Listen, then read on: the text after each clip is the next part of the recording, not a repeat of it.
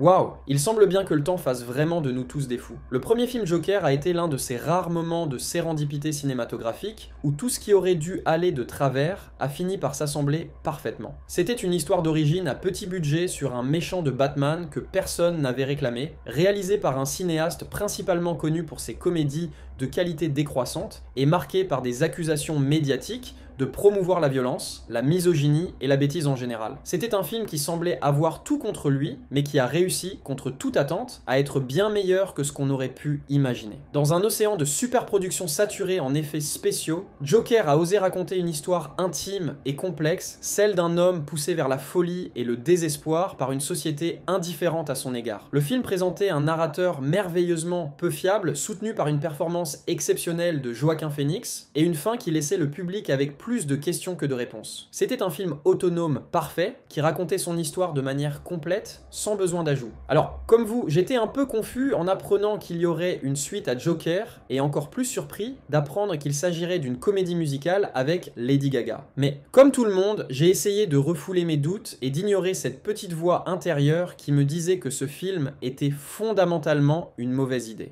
Certes, Todd Phillips savait ce qu'il faisait et n'allait pas proposer une suite fade pour l'argent, non? Eh bien, non. Puis, je me suis assis pour regarder le film, et si les 2h30 de Joker 2 prouvent une chose, c'est qu'il est parfois sage d'écouter ses instincts. Wrong. Oui, il y a de bons éléments.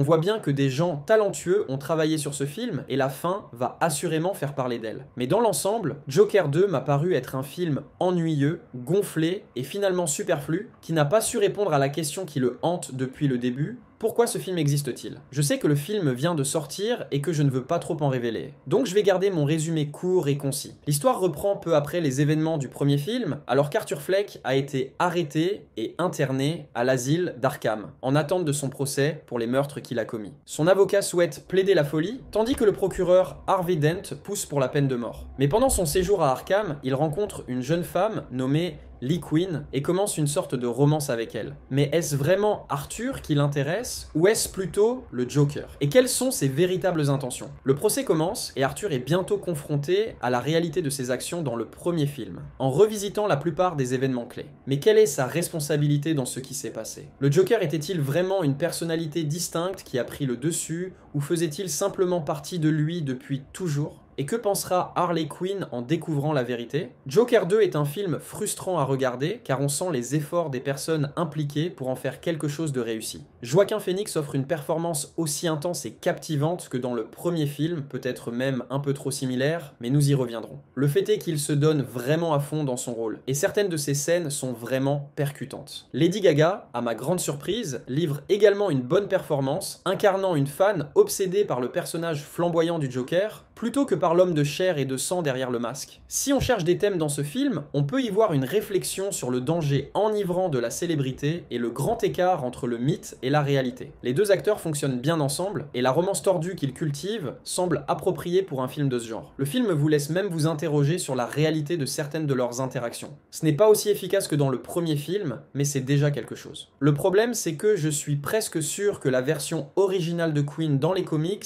était plus un jouet plutôt qu'une manipulatrice fatale qui le mène par le bout du nez. Mais encore une fois, ça colle sans doute avec ce que l'on sait de cette version du Joker. Ce qui m'amène à mes critiques, la plus importante étant la déconstruction d'Arthur lui-même. La fin du premier film le montrait pleinement assumant son rôle de Joker, rejetant les dernières traces de sa personnalité faible et victimisée pour adopter la folie du monde qui l'entoure. C'était une conclusion logique pour un homme qui avait désespérément essayé de résister à la marée tout au long du film, et c'était presque cathartique de le voir enfin lâcher prise. C'était un ultime pied de nez à un monde qu'il avait sans cesse piétiné, un monde plongé dans le feu et le chaos. Tout ce travail semble avoir été annulé ici, car dans la majeure partie du film, il redevient le même Arthur faible et timide qu'au début du premier film. Et je ne peux pas m'empêcher de ressentir quelque chose d'un peu malveillant dans cette déconstruction. Comme s'il critiquait les spectateurs pour avoir aimé un personnage qu'il n'était pas censé apprécier. Je ne sais pas, mais pour moi, cela ressemble davantage à une régression du personnage qu'à un développement. Puis, il y a les numéros musicaux qui ponctuent la narration. Je n'arrive pas à croire que je dis ça, car normalement je déteste les comédies musicales, mais j'ai en quelque sorte apprécié le pur spectacle et les performances dans les regardant. Lady Gaga, pour sa part, n'a clairement aucun problème à livrer ses morceaux. Mais plus j'y pense, plus je les vois comme des distractions brillantes destinées à détourner l'attention d'un drame finalement assez lourd,